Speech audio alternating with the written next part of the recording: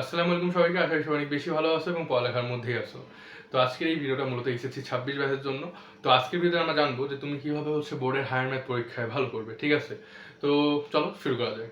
তো এক্ষেত্রে যে আমি বলি, প্রথমে বলবো যে বোর্ডের কিন্তু হায়ার ম্যাথ পরীক্ষায় কিন্তু তুমি চাইলেই কিন্তু তুমি 200 আউট অফ 200 ইনশিওর করতে পারো, ঠিক আছে? আসলে ফুল মার্ক পাওয়া কোনো ব্যাপার না। সো এই জন্য তোমার কি করা লাগবে, অবশ্যই সব ম্যাথ খুব ভালোভাবে করা লাগবে, ঠিক আছে? এবং এর পাশাপাশি তোমার এমসিকিউতেও ফুল মার্ক পাওয়া লাগবে। কারণটা হচ্ছে ধরো 25টা এমসিকিউ 25 মিনিট, তো 25টা এমসিকিউতে কিন্তু 25টা ম্যাথ থাকে, ঠিক আছে? তো তোমার পার এমসিকিউ 1 মিনিট করে দেওয়া লাগবে। সেক্ষেত্রে বুঝতেই পারতেছো যে তোমার কিভাবে সলভ করা লাগবে। অর্থাৎ আমার মেইনলি 25 মিনিটের মধ্যে 25টা ঠিক মানে অ্যান্সার করতে হবে এবং 25টা এমসিকিউ ঠিক হওয়া লাগবে। আর এর পাশাপাশি তো রিটেন কোশ্চেন সম্পর্কে তোমাদের ধারণা আছেই। তো এখন তুমি কি পড়বা, কি পড়লে তোমার জন্য ভালো হবে, এমসিকিউ কোথা থেকে প্র্যাকটিস করবা, কিভাবে প্র্যাকটিস করবা, এই সকল কিছু নিয়েই মূলত আমার আজকের এই ভিডিওটা, ঠিক আছে?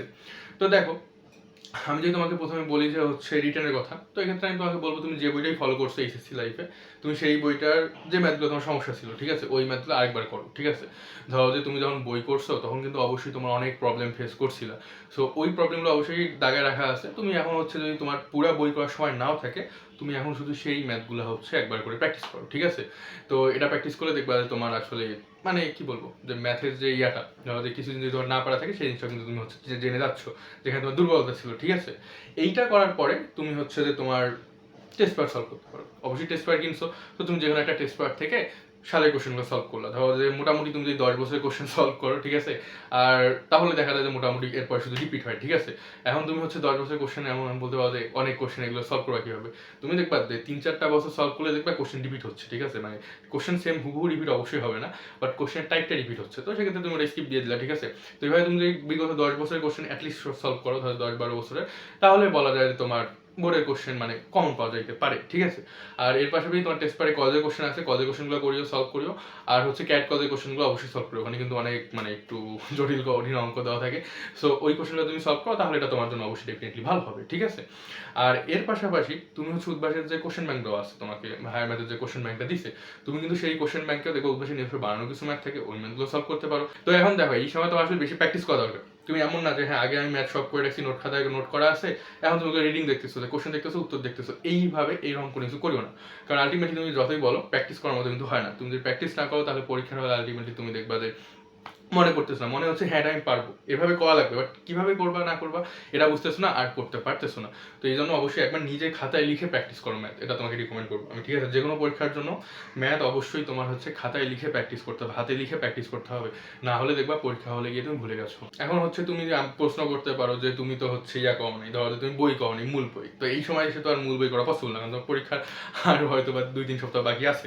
সো এই সময় এসে যেহেতু পুরো বই প্র্যাকটিস করা পসিবল না, তো এই ক্ষেত্রে তুমি একটা কাজ করতে পারো, বইয়ের অনুশীলনী বের করবা, দেখবা কোন ম্যাথগুলো বেশি সালে আসছে, দেখবা কোশ্চেনের পাশে কিন্তু অবশ্যই সাল লেখা থাকে, হ্যাঁ?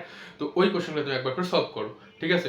তাহলে হবে কি, যেগুলো বেশি আসছে ওগুলোই তো ইম্পর্টেন্ট, তাই না? তো ওই ম্যাথগুলো তোমার করা হয়ে যাচ্ছে। এর পাশাপাশি তুমি প্রত্যেকটা কোশ্চেন একবার করে দেখো, রিডিং পড়ো, যে কোশ্চেন কি বলছে, তোমার মনে হচ্ছে তুমি পাচ্ছ কিনা। যদি মনে হয় পাচ্ছ না, তো এটা একবার একটু সলভ করলা, বা দেখলাম সলভটা কিভাবে করা আছে, কোনো অ্যান্সার পত্রে দেখলা, উত্তরপত্রে দেখলা যে কিভাবে সলভ করা লাগবে।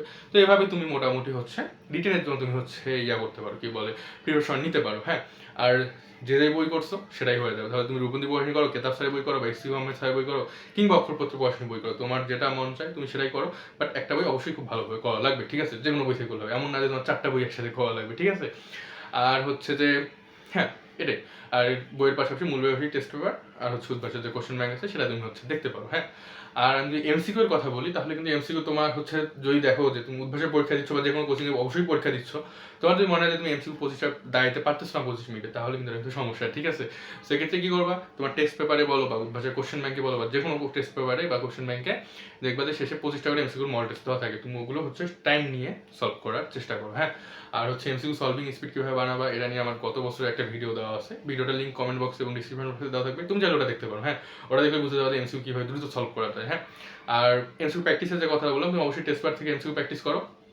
আর তোমার বইয়ের অনুশীলনীতে অনেক এমসিকিউ দেওয়া আছে, এখন আগে যদি করে না থাকো তাহলে এখন আর ওগুলো করার দরকার নেই, ঠিক আছে? আগে যদি করা থাকে তাহলে যেগুলো সমস্যা ছিল ওগুলো একবার করে দেখলা, অথবা যদি আগে করা নাই থাকে তাহলে বইয়ের অনুশীলনী এমসিকিউ দেখা তখন, এখন তুমি টেস্ট পেপার এমসিকিউ দেখো, ঠিক আছে?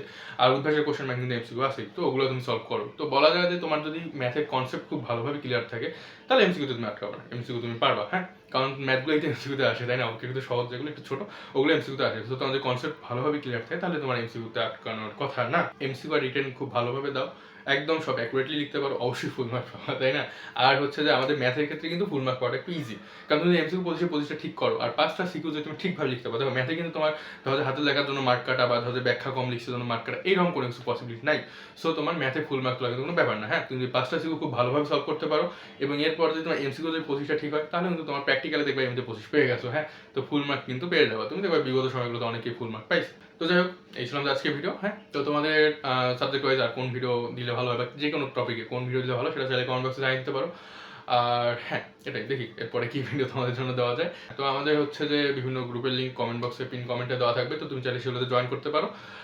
হ্যাঁ, এটাই। তো যাই হোক, খুব শীঘ্রই দেখা হবে নতুন কোনো ভিডিওতে নতুন কোনো টপিক নিয়ে। সেই বলতে ভালো থাকো, সুস্থ থাকো আর পড়ালেখার মধ্যেই থাকো। আল্লাহ হাফেজ সবাইকে, আসসালামু আলাইকুম।